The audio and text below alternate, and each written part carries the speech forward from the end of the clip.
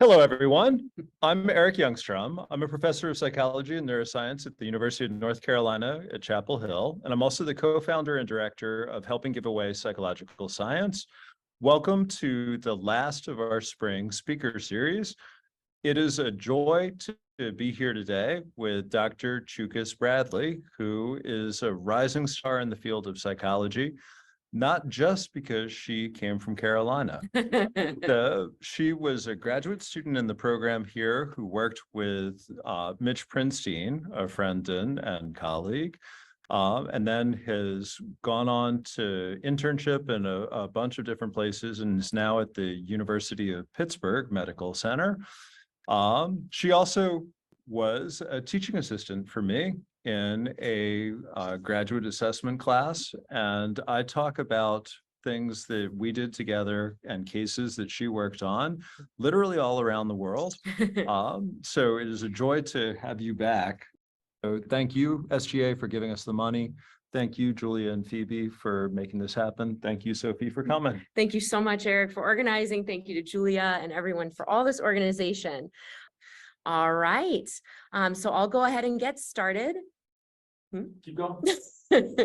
Let me know if anything needs to change in terms of how things are displayed up here. All right, so nothing like tech challenges when I'm giving a talk about how tech affects our mental health, and my anxiety is a 10 out of 10.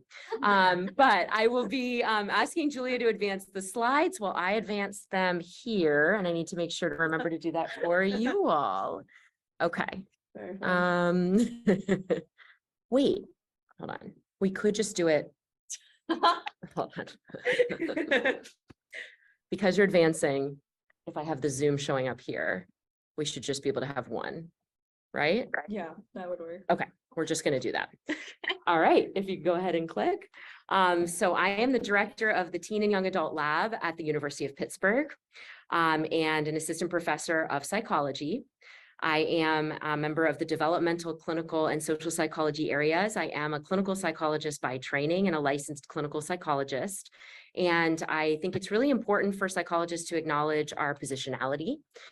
Hold on one moment, just one more thing, which is getting rid of my text messages. Okay. So as for my identities and the importance of keeping those in mind when I'm giving this talk, I identify as a white, queer, cisgender woman. I use she, her pronouns. And I also want to note that I was a faculty member at Pitt from 2017 to 2020.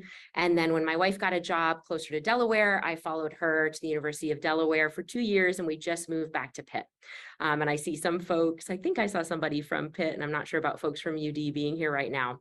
As Dr. Youngstrom said, I graduated from UNC Chapel Hill with my Ph.D. in clinical psych, and it is just so wonderful to come back, especially when the weather is this perfect. All right, so moving on, I want to acknowledge the wonderful members of my lab team, and many of them have a connection to UNC as well. So Bree Ladd was an undergraduate in Mitch Prinstein's lab and then came to be my lab manager at Pitt and UD. Annie Mayhew had no previous connection to UNC, but she has just accepted a faculty job to come here as a tenure track assistant professor and is a member of the Winston Center for Technology starting in July. So look out for Annie and definitely take her classes. Savannah Roberts, Claire Stout, and Zalal Killick are all wonderful grad students as well. Emily Gotkiewicz is our current lab manager. Bree has moved on to grad school. And I'm very excited that Courtney Medina, who's currently working at UNC, and Daniel LaBruce, who works in DC, will be joining soon. And our wonderful undergrads just joined now that we're getting the lab up and running again at Pitt. All right. And if you're excited about this talk and you happen to be a graduate student or anyone who knows a graduate student who's graduating, I am hiring my first postdoc right now. And I'll post an ad for that very soon. All right. So as for the focus of this talk, I'll first give a brief, very brief, now that we've had tech difficulties interfere, overview on adolescent development and the current teen mental health crisis. I will then talk about social media as a double-edged sword, how it can affect teens in positive and negative ways, and we'll especially focus on youth with marginalized identities. I'll provide an overview on what we know about body image and why I think it is so important for body image to be centered in research on adolescent mental health. And the bulk of the talk actually will focus on this perfect storm framework, how social media can affect adolescent girls' body image and mental health. And finally, I'll talk about current and future directions in the lab. I want to note that throughout the talk, a major focus will be on the roles of sociocultural influences, sociodemographic identities, so especially gender, race, ethnicity, and sexual orientation, and the role of developmental processes, why I study adolescent development in particular. As I mentioned, the main focus of the talk will be on this perfect storm framework. All right, so let's talk a little bit about adolescent development. To provide a brief overview, thank you so much, Julia. We have a little hand signal going on. So you can just go ahead and get everything up on this slide for ease. Wonderful. So adolescence, other than the first 2 years of life, infancy and early toddlerhood, adolescence is the period in life where we see the most rapid physical and psychological change. This is a period of great developmental plasticity, meaning experiences we have during adolescence, roughly ages 11 to 24, is what I mean by adolescence. It's a term that's used in different ways. The developmental plasticity means that experiences we have during these years can affect us more in more major ways as compared to earlier in childhood and later in adulthood. This is also a period of rapid identity exploration and identity development. It's a period of life where people are trying to figure out, who am I and who do I want to be? It's a period when people are really attuned to peers. Peers take on this heightened importance. What friends think about me, what peers are doing, what behaviors they value, what's normative, all of that becomes extremely important for sense of self. And this is a time of both great opportunity and risk. And with that comes some heightened susceptibility to mental health concerns. So as you might have heard in the news, if you still read the news or watch it or read it on social media, we are in a teen mental health crisis. It's a pretty dire situation. My colleague, Jackie Nisi, who also graduated from the clinical psych Ph.D. program at UNC, wrote a really provocative piece about how sometimes there's a question of whether talking about the teen mental health crisis may contribute to the teen mental health crisis. And I am mindful of that. And I also think it's important to raise awareness about some of the reasons why we might be seeing this mental health crisis and the very complicated role of social media.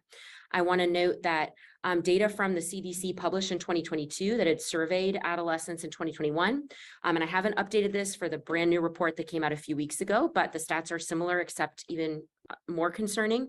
In 2021, this nationally representative survey found that more than half of female teens, this was assessed in terms of sex, not in terms of gender, so I'm using the term female, more than half, 57% approximately, reported persistent sadness or hopelessness in the past year. More than a quarter reported having seriously considered suicide in the past year. And more than 1 in 10 reported an actual suicide attempt. And these figures were even more concerning for LGBTQ plus teens. So if you go to the next slide, we'll see here, I will wait till it pops up. Great, thanks so much. That more than 3/4 of lesbian, gay, and bisexual teens, so that trans identities were not assessed in the CDC survey, one of the major limitations, but 76% of LGB, lesbian, gay, bisexual teens reported the persistent sadness or hopelessness. Almost half reported seriously considering suicide, and over a quarter reported an actual suicide attempt. So these are really concerning figures, and this is why I just am so passionate about understanding what happens during adolescence.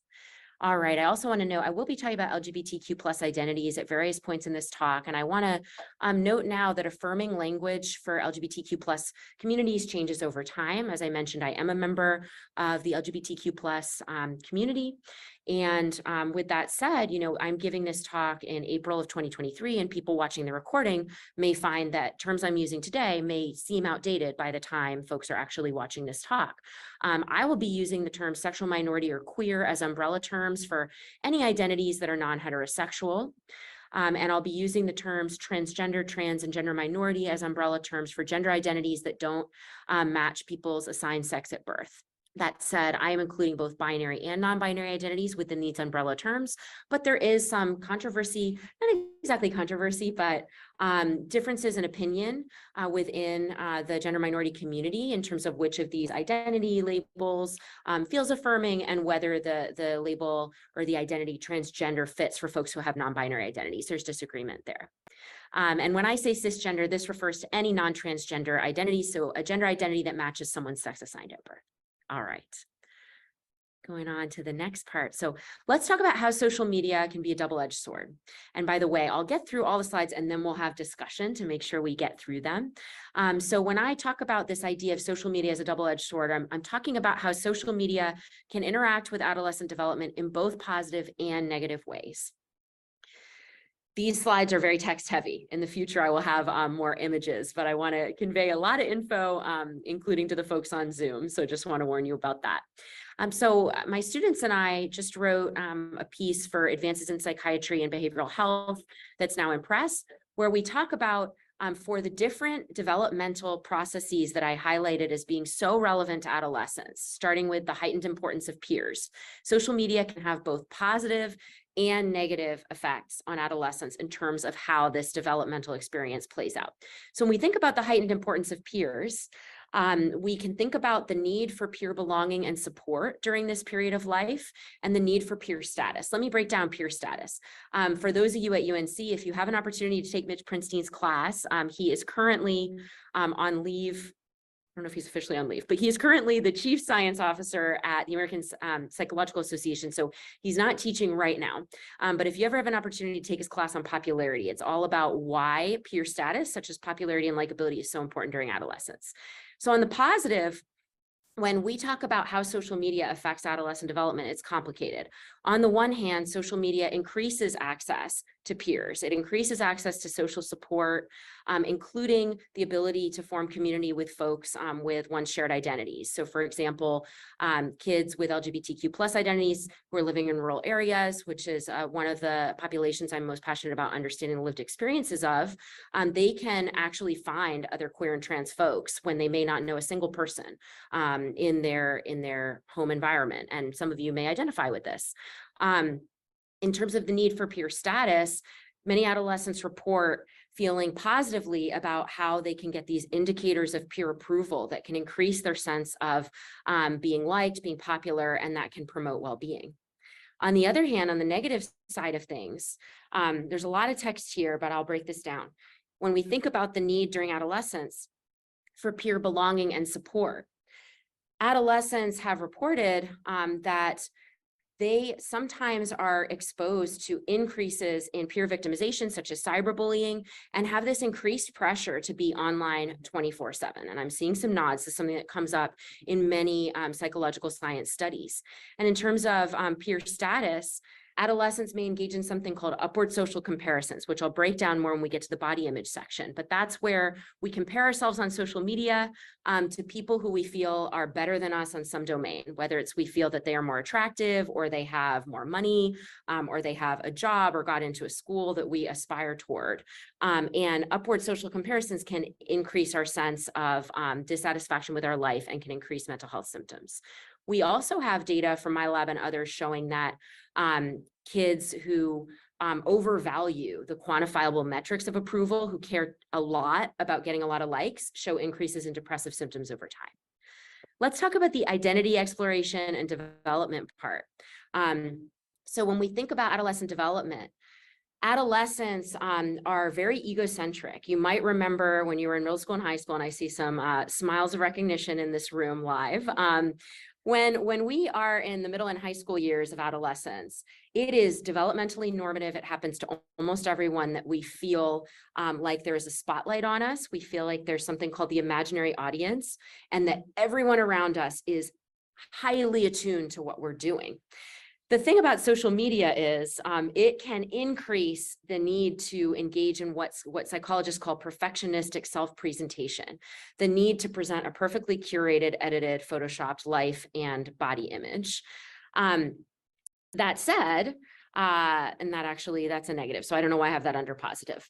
That is not positive. Good example of the complexity. A positive way of heightening the focus on the self is that it can allow us to present a side of ourselves we might not feel comfortable presenting or able to present offline. So for example, for trans teens, who are not out to their in-person, in real life community, they can be their true self on social media. For example, they can have an account their parents don't see, where they are living as their true gender, as opposed to having to conceal their identity in their real life. All of these are negative. I messed up these slides and I'm so sorry about that. I can't blame Zoom tech this time. So these are negative things. So the increase in exposure to homophobia and transphobia can increase depressive symptoms, and increased exposure to racism is a huge issue for youth of color. That said, hopefully, although I mix them up, we have the positives here. Yeah, so here are the positive ones. So people can engage in identity exploration, which promotes positive well-being and body image. People can connect to peers who share their identities from all across the country, all across the world. And youth of color can engage in identity exploration as well, and can connect with communities of color and engage in resistance online against racism and hate speech. All right. And heightened susceptibility to mental health concerns, I mentioned, is another key part of adolescent development. So one positive aspect, this time I did not mix these up. So these are the positive aspects of mental health online. We've seen this huge increase in destigmatization that occurs online, destigmatization of depression and suicidality, and dissemination of mental health resources, such that more folks from Generation Z, current adolescents and young adults, are seeking out mental health services than ever before. And there's been this amazing destigmatization of body image concerns and eating disorders, as well as increased representation of a broad range of body types. That said, we also see that there is this spread of triggering content. So for example, many adolescents who engage in non-suicidal self-injury, such as cutting oneself to regulate emotions, are exposed to content showing triggering images of people who have already cut. There's also a lot of inaccurate information about mental health, and a lot of spreading of pro-eating disorder content and unrealistic beauty norms. All right. I want to note that when we're thinking about the experiences online or in general of adolescents with marginalized identities, so LGBTQ plus adolescents, youth of color, one of the theories that is most helpful is the minority stress theory, which was proposed by Meyer in 2003. And this is something that's been used in psychological science for the last 20 years, especially with LGBTQ plus adolescents. And so just keep this theory in mind throughout the talk. The idea is, when I talk about how LGBTQ plus individuals or youth of color have heightened risk of mental health concerns, it's not that the identity itself leads to mental health concerns. It's that having a minoritized, marginalized identity increases exposure to a huge range of stressors and negative experiences, both external, so for example, experiencing racism or experiencing homophobia or transphobia, and internal. For example, internalizing a negative feeling about folks who share one's identities. And those experiences are what lead to health disparities, lead to mental health concerns being heightened for folks with marginalized identities, not the identity itself. The risk of doing this kind of work is that folks who want to restrict LGBTQ plus rights sometimes take the research coming out of the work I and my colleagues do, as well as many other labs, showing mental health disparities and take it out of context and say there's something pathological, for example, about being queer or trans. And that's not what the data from psychological science show. I also want to highlight the importance of understanding protective factors. Those are in pink at the top. So anyone with a marginalized identity who has more social support, social resources, as well as individual resources, such as a greater internal sense of resilience, is going to be less likely to develop mental health concerns than those who don't. All right. Although I said I'll save questions for the end, are there any clarifying questions at this point? And maybe you could check the chat while we're pausing. Any clarifying questions? Thank you, Julia. You have a very hard tech job right now. All right. All good. Great. Just interrupt me if somebody has a clarifying question. All right, so we're now going to talk about the overview of body image. So what is body image? This is one of the few times when the dictionary definition of a psychological construct has anything to do with how we use the term in psychology. In psych science, we spend a lot of time using words in ways that the general public does not understand, and that's our fault, not the general public's fault. It's a big issue with the field, in my opinion. But when it comes to body image, I think this is a pretty good definition. By good, I mean it matches with what we know from psych science. There's a good alignment here. So according to Merriam-Webster, body image is a subjective picture of one's physical appearance established both by self-observation and by noting the reactions of others. And what I like about this is that it includes both the internal pieces of body image, internal influences, and how this aspect of the interpersonal piece, how body image is socially constructed. Thank you so much for closing the door. Sorry if on Zoom you're hearing a lot of loud music. We don't know what kind of fun party is happening elsewhere in this building, but it is. One thing that's missing from this definition, however, is more of a sociocultural focus. This body image doesn't note that the culture someone is living in will shape what they think of as the beauty norms to aspire to, and therefore will shape body image over time. So when I use the term body image, I am talking generally about how a person feels about their physical appearance. And as I noted, it's both culturally and interpersonally constructed. And body image is much more than just how somebody feels about their weight, which was the historical focus in psych science. It refers to how someone feels about their weight, their shape, their muscularity, features of their face, their skin, their hair, and a range of specific body parts. One of the things I'm doing right now in my lab is trying to understand the specific culturally relevant body image concerns adolescents report. So for example, trans feminine adolescents, those assigned male at birth who identify as girls or on the feminine spectrum, report dissatisfaction with their hands being too large. That's something that most cis people don't talk about as one of the major central concerns about body image. And then Black youth talk about dissatisfaction or satisfaction with hair and with skin color that white youth are less likely to talk about. Just as two examples. All righty, we can go ahead. Yes, is there a clarifying question? We're going to be shared, and I said, yes, they will be emailed after. Is that all right? I can give you a version where I take out some of our unpublished data and then give you that, because I didn't get my colleagues' permission for the actual slides to be shared. But yes, thanks for asking that. Would love to share the slides. I'll just remove some of the qualitative data from one of the slides. Okay. Awesome. All right, so continuing on. So I didn't start out as a body image researcher. I came here to Carolina, where I'm giving this talk for those of you on Zoom, to study sexual behavior among adolescents. But I realized that body image concerns were central to how adolescents, and especially cisgender adolescent girls, think about their sexual relationships and themselves as sexual beings. Thank you so much. Body image concerns are also central to a wide range of mental health concerns. And adolescence, unfortunately, is a time when body image concerns are heightened. For example, adolescent girls, and most of the research has been with cisgender adolescent girls, in other words, again, not transgender adolescent girls, have higher rates of body image dissatisfaction than any other sociodemographic group, as assessed by large-scale studies.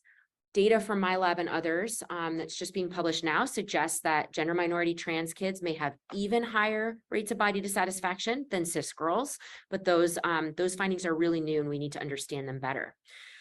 Social media is likely exacerbating body image concerns, which will be what I'm focusing on in a few minutes. It's also really important to understand body image, not just because body image concerns are common. And I didn't specify, the majority of cisgender adolescent girls report body image concerns. And the majority, more than 3/4 of gender minority adolescents in my recent data sets report body image concerns.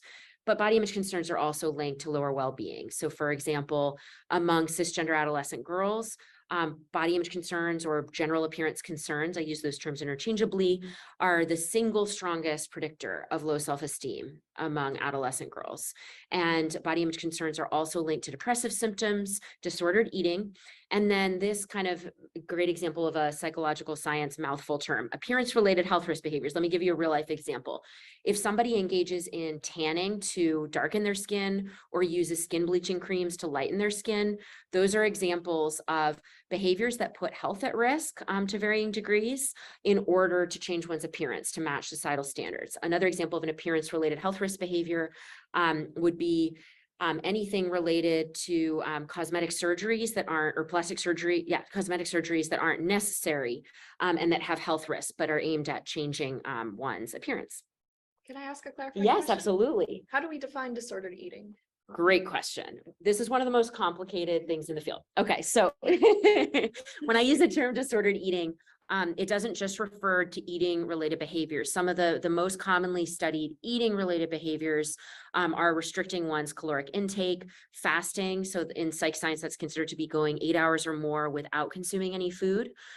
Or engaging in binge eating and then self-induced vomiting, in other words, purging.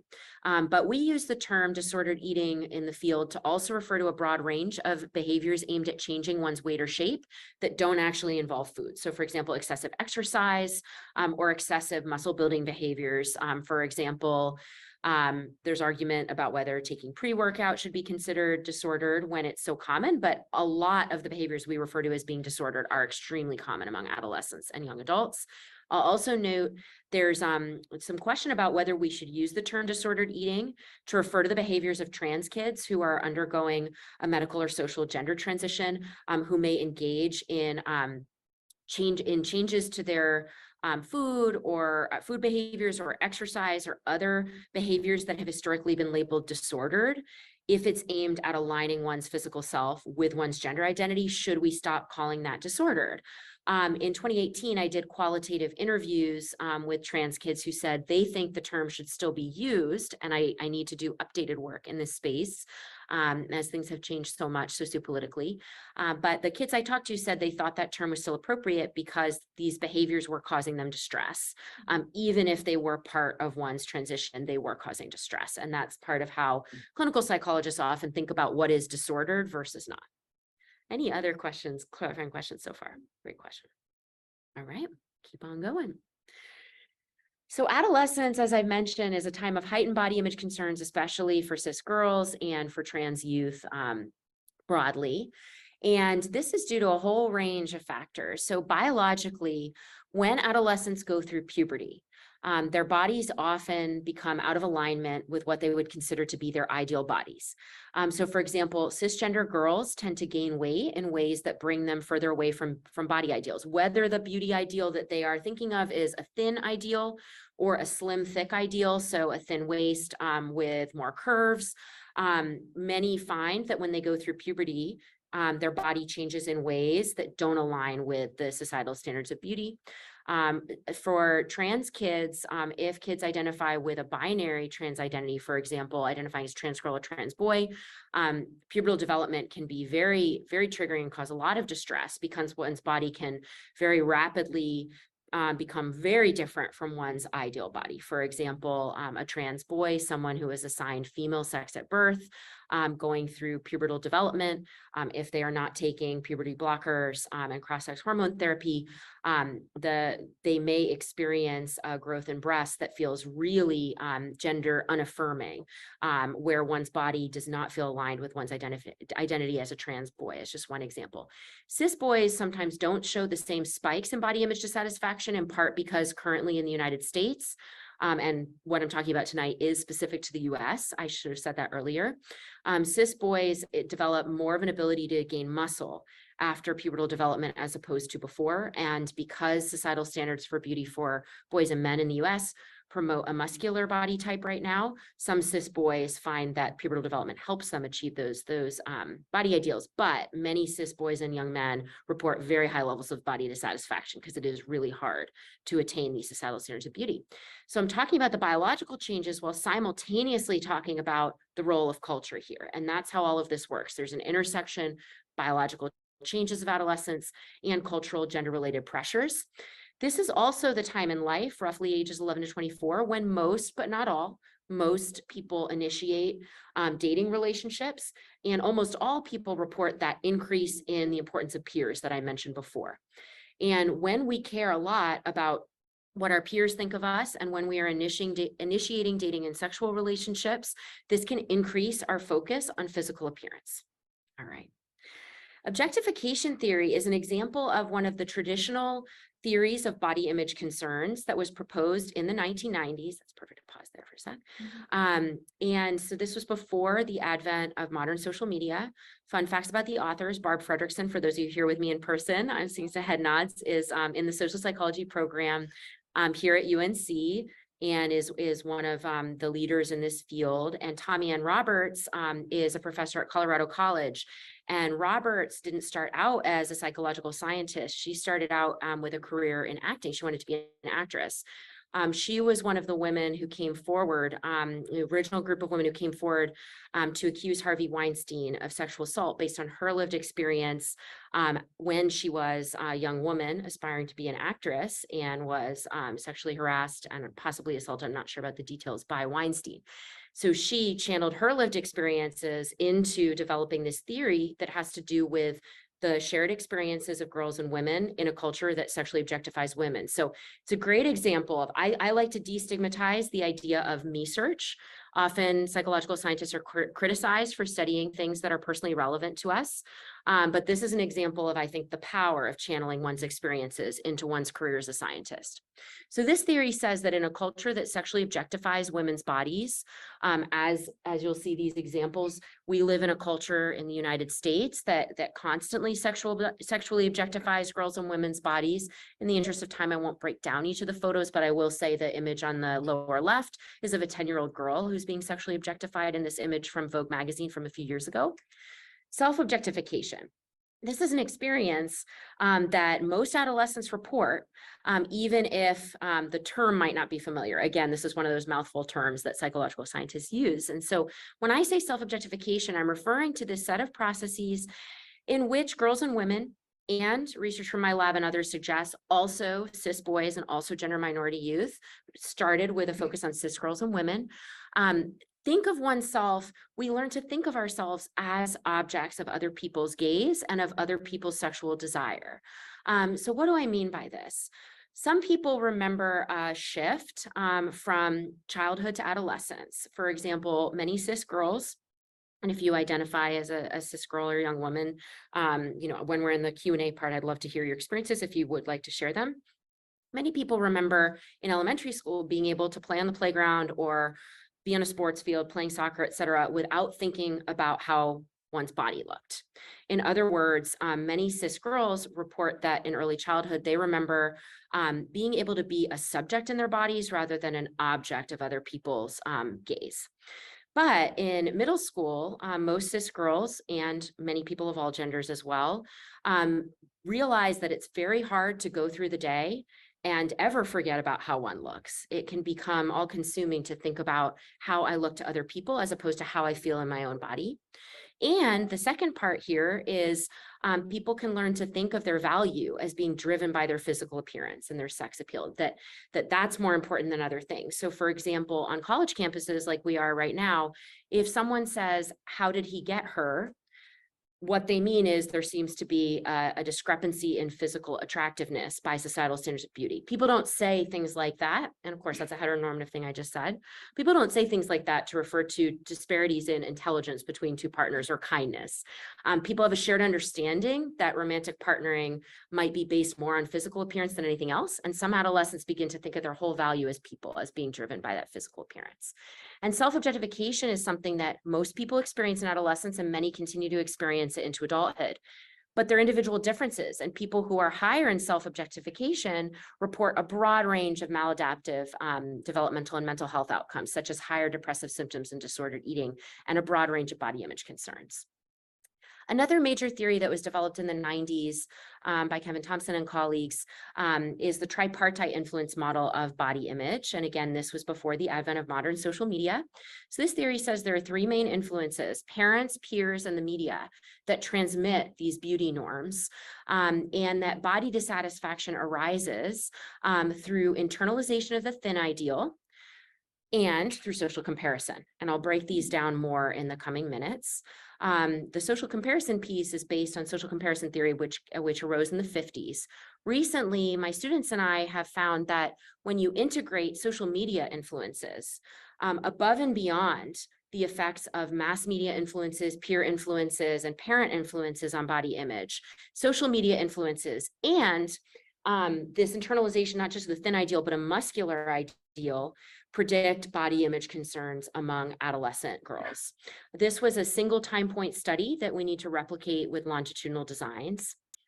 Another recent change is this idea of the slim, thick ideal. And I'll show you more examples of what this looks like in the coming slides. But a recent experimental study by McComb and Mills showed that exposure to images like the one we see here, where the waist is thin, but other parts of the body involve thickness or curves, that actually exposure to those types of images leads to even more body dissatisfaction immediately in the moment than exposure to thin ideal images. All right, so I'm going to see if this video works. Before you hit play, let me give a little context. So social comparison is not inherently problematic. All humans engage in social comparison, and even non-human primates. Let's see if it works, and if not, I will just talk about it. Audio is on yours, isn't it? Okay, so I am just going to narrate this. What we're seeing here is the monkey on the left has been doing a task where she hands a rock to the experimenter and is paid with a cucumber. And she's totally happy with her cucumber until the monkey on the right does the same task and is paid with a grape. Okay, now watch what happens when this monkey on the left is about to be paid with a cucumber after witnessing payment with a grape. Not happy at all. Not happy. Okay, so now the monkey now the monkey is going to test out her rock on the wall to see, is there something wrong with my rock that I'm being paid unfairly? She's paid with a cucumber again, and she is just going to chuck that cucumber right at the experimenter and shake the bars of her cage. All right, so we can go on to the next slide. Why do I show this monkey video? First of all, this monkey video is helpful for any lecture. I got it from my wife, who uses it in teaching about negotiations. I was like, I'm going to use it for my body image psychology lecture. So social comparison is something we all engage in. The problem is that when it comes to body image among adolescents and young adults, most social comparisons are what we call upward social comparisons. I mentioned that term earlier. To break it down again, that's when we're comparing ourselves to someone who we feel is better than us in some way. And in the body image realm, this means we are comparing ourselves to people online or otherwise who we feel are more attractive than us according to societal standards of beauty. Now, this is not new. Cindy Crawford is a famous supermodel from the 80s and 90s who famously said, "I wish I looked like Cindy Crawford." What she's saying here is that even she can't attain this fake photoshopped image that's being shown of her. It's not her. She compares herself to this image and experiences body dissatisfaction. And that's what adolescents and young adults today, many of whom are living it right now in this room, can experience on social media, as we'll break down over the next few minutes. But first, I want to highlight something about the role of culture in shaping what we think of as our body ideals and beauty preferences.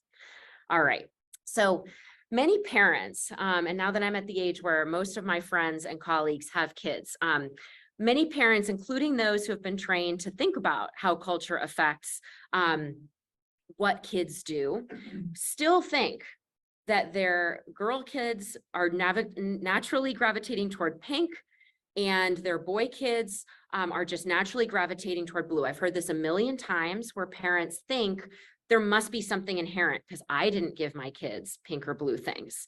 And that's ignoring a few things. One is that kids are absolutely saturated with messaging that pairs girlhood with pink and boyhood with blue. And this absolute saturation can make it feel like pink and blue are inherently girl colors and boy colors, respectively. What's really interesting is it used to be the complete opposite. So this is a quote from a 1918 article. "The generally accepted rule is pink for the boys and blue for the girls. The reason is that pink, being a more decided and stronger color, is more suitable for the boy, while blue, which is more delicate and dainty, is prettier for the girl."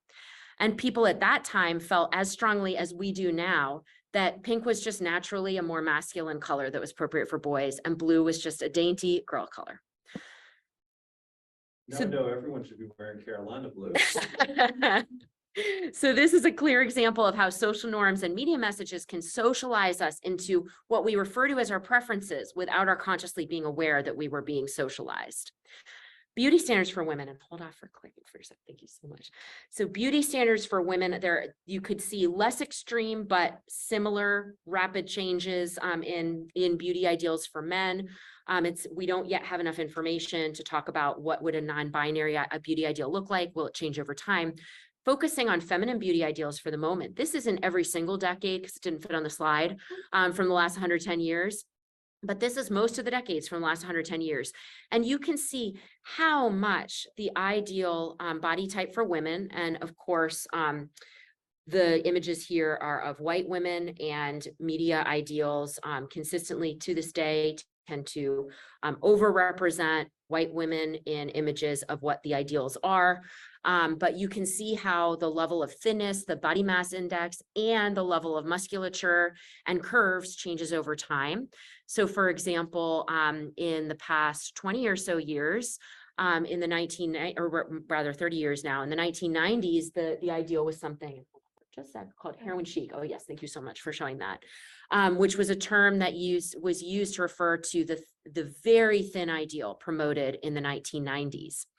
And I was giving this talk to my adolescent development class in fall of 2022, and said, you know, we can see that the heroin chic ideal of the 90s is really different from the slim thick ideal of the 2020s. And I said, you know, have any of you even heard of the term heroin chic? And one student raised her hand and said, I learned that term yesterday, because she had just seen this headline saying, bye bye booty, heroin chic is back. And in the time since then, Kim Kardashian, shown here and just in case anyone watching somehow has avoided knowing who she is, awesome. But she is a media and social media influencer who is famous for many things, one of which is getting butt implants to make her butt look larger, and then recently has removed them and has rapidly lost weight. This is an example of how media figures can rapidly change what beauty norms we perceive to be normal by making changes that they personally financially benefit from. And social media can blur the line between who is a marketer versus an everyday person. All right, so that brings us to talking about this framework for how social media can affect girls' body image and mental health. And I'll keep going until 7 o'clock, and then people need to go, they need to go. This is recorded. We'll stick around for anyone who has the time and wants to ask me questions or chat with me, and we'll have that part posted as well.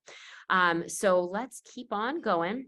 This is a framework that I recently proposed and published with Savannah Roberts and Annie Mayhew, current students in my lab, and Jackie Nisi, my longtime collaborator at Brown University. And we'll stay on this slide for a moment. So this framework integrates developmental factors and sociocultural factors to propose why and how it is that social media may intersect with what we've already been talking about tonight: gendered sociocultural appearance pressures and adolescent developmental processes and factors to predict increases in body image, cognitions, and concerns, and in turn, mental health concerns. So this is a framework. This field is in its early stages, and we have some empirical support for some parts of this framework that I'll show you tonight. And a lot of aspects of this framework, we need more empirical research studies from psychological science to support them. So let's talk about some aspects of how social media intersects with these gendered sociocultural appearance factors and with developmental factors. So first of all, we've talked about how adolescence is a time when peers are extremely important for one's sense of self. And social media reflects the intersection of peer influences and media influences, where in one feed, as someone scrolls through their social media accounts, they are exposed to images from their peers, people they know in real life, images of celebrities who were famous without social media, images of influencers who become famous or more famous through social media itself, and images of themselves, edited, curated, photoshopped images of oneself. And I mentioned that phenomenon of the imaginary audience, which is related to self-objectification. And we can argue that the imaginary audience is no longer imaginary in a world where any moment a photo or video can be taken and broadcast to a huge audience of peers. Social media, we propose in this framework, can affect girls' body image, both through an increased focus on other people's appearance through these social comparisons, upward social comparisons with idealized images, and these ever-changing beauty standards that show up on social media and change over time, and an increased focus on one's own appearance through a set of processes that I've been studying in my lab called appearance-related social media consciousness, which I'll break down in a few moments. As for the comparisons with other people, on social media, adolescents and people of all ages are exposed to these unrealistic and often straight up unreal images that have been carefully chosen and curated and edited with filters and blemish correctors, and sometimes even reshaping and resizing tools. And there's a lot of empirical evidence. This field has developed very rapidly. It's an exponential growth. The evidence we have from the past year, there are roughly as many studies published in the past year as in the prior 5 years combined. So we have evidence from self-report studies where we're just looking at people's own reports, for example, adolescents' reports of how much they compare themselves to other people online and then their own body dissatisfaction. We also have evidence from experimental studies. So for example, this is a study from the Netherlands. It was very well designed. A limitation is that it was vast majority white adolescent girls in the study. And folks in the study were exposed to images. They were either in a condition where they were exposed to unmanipulated images, for example, the photos on the left of each panel, or images that the researchers had further photoshopped and manipulated. For example, you can see here that reshaping, resizing tools, or on this screen, just the far right image, reshaping and resizing tools have been used to actually change the shape of this image, of the person shown in this image. And what the researchers found is girls who were shown those heavily photoshopped images liked the images more than girls in the condition where they weren't photoshopped, did not realize the images had been reshaped or resized, and immediately reported worse body image than those who had been randomly assigned to the condition with the less manipulated images. So that's an example of how we can use an experimental design where we randomly assign people to conditions and see what the effects are in the moment. I'm now going to show you very preliminary work from our lab about how social media can expose adolescent girls and folks of all genders to these idealized images. So this is a study where I mentioned a few other UNC connections first. So I've mentioned Annie, Emily Carino and Chloe Bryan were both undergraduates. And for those on Zoom, you are not aware of this, but the majority of people in this room right now are undergraduates at Carolina. And Emily Carino and Chloe Bryan were undergrads a few years ago and then became lab managers in my lab. And Madeline Ramito and Ia Joe also supported this research. So this was an eye tracking study we did to understand how adolescent girls use visual attention when they're looking at social media images. It's called Project Tags. And our cover story in this study was that we had developed a new social media platform called Funnel, which ostensibly funnels other social media accounts into one platform. And we told girls we were interested in their feedback on Funnel before we rolled it out in future studies. And that was true, but there was also another goal. And that was to see where girls are actually looking on the screen using eye tracking technology. This is what we call a proof of concept study. It was just 50 girls. We don't have enough what's called statistical power to publish the data and to be confident in any conclusions that we're seeing from the findings in our data. It's just to see how do kids respond to this study, what happens when we use the eye tracking study technology. So from these 50 adolescent girls, roughly 2/3 were white and roughly 1/3 were Black. This was in Pittsburgh. And we showed these images. The images had been rated by other adolescent girls before the study started. The image on the left is an example of an image that was rated, and these were publicly available images on the internet at the time. Image on the left was rated as being less attractive by societal standards of beauty than the image on the right. And you can see that when girls were exposed to these images, they were much more likely to visually fixate, as shown by the red, on the image that had been rated as more attractive. And even when the competing image, there was a photo of an attractive girl and a golden retriever puppy, the participants still looked at the image of the attractive girl. And our goal is to use this funnel task and eye tracking technology to recruit a much larger and more diverse sample of adolescents and follow kids over time to see if we can identify connections between what we see in the lab with this eye tracking and what they're actually reporting longer term in their real lives. In terms of how social media can transform adolescent girls and young women's own body image, I developed this construct called appearance-related social media consciousness, which more colloquially I often refer to as being camera ready. So I first introduced this idea in 2019, and rather than giving you a whole complicated definition at a very basic level, it refers to how preoccupied someone feels with their image online. And here's some examples from a scale that I worked on developing for several years that's now being used by researchers around the world. So it's now been validated for use with adolescents and young adults. One example of an experience with ASMC, appearance-related social media consciousness, is when people take pictures of me, I think about how I will look if the pictures are posted on social media. Another example is even when I'm alone, I imagine how my body would look in a social media picture. And another refers to behaviors actually online. So when someone is using social media, I zoom into social media pictures to see what specific parts of my body look like. What we find is that for both adolescents and young adults, girls are much more likely to report, to endorse frequently engaging these behaviors than boys. But if we go to the next slide, among both boys and girls in cisgender samples, and we've collected data from gender minority kids, we just don't have the data ready to show yet. But people who are higher in appearance-related social media consciousness and other social media-related body image concerns are more likely to report heightened depressive symptoms and disordered eating, both concurrently. So if we look at this within one time point and over time. So for example, Annie Mayhew, who again is about to become a professor here, has done a series of studies where she and I and our colleagues have found that adolescents who are higher in ASMC, appearance-related social media consciousness, at one time point are more likely to report increases in depressive symptoms over 1 year.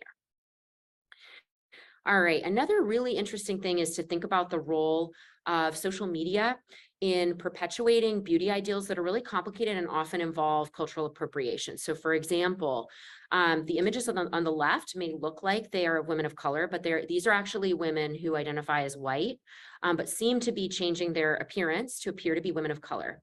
And I credit Amanda Mosia, a Black scholar who was working a few years ago at the organization Media Girls, for making these points in a talk in a panel she and I were on together a few years ago, where there's this, I won't read all of these, but there's this ever-changing but increasingly difficult to attain set of standards for all parts of women's bodies that are increasingly homogenized across race and ethnicity, where adolescent girls and young women across racial and ethnic groups report some differences in what they consider to be the beauty ideals, but they're increasingly likely to report this whole set of standards somewhat consistently across race and ethnicity. And when beauty standards are so complicated and so difficult for most people to attain, it can contribute to body dissatisfaction. Coming back to the double-edged sword idea as I wrap up here, while social media can perpetuate harmful beauty standards, it of course can also depict greater diversity in beauty ideals, while also often having this flare of cultural appropriation. And I don't have time to go into the findings, but I'll highlight that I've been very privileged to work with Dr. Gioni Lewis and with Brianna Ladd, who is formerly a lab manager and now is a PhD student in Dr. Lewis's lab, on this qualitative study of Black young women, where we're trying to understand social media and media influences on standards of beauty and body image concerns among Black girls and women. And if you don't mind, Julia, Xing out, and we'll go to the future directions slides. And then if we have time in Q&A, if people want to see the findings from this study, they're very preliminary, but we will come back to them. I just want to highlight that, sometimes in a talk like this, although I'm overall, promoting the idea that social media is a double-edged sword, it's not just one thing.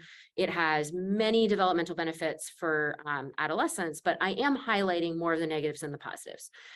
And so the question is, what do we do with all of this? What do we do with the knowledge that social media can promote body dissatisfaction and mental health concerns?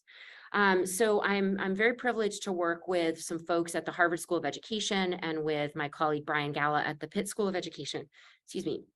We are currently working closely with Common Sense Media to develop and then formally test and then disseminate across the US social media materials that can be distributed across US classrooms that aim to help adolescents learn how to use social media in ways that feel more values aligned and that are less likely to lead to mental health concerns. And one thing I want to highlight, huge shout out to my colleagues Weinstein and James. Emily Weinstein and Carrie James just wrote this book, Behind Their Screens, which I highly recommend. It focuses on adolescents' own words.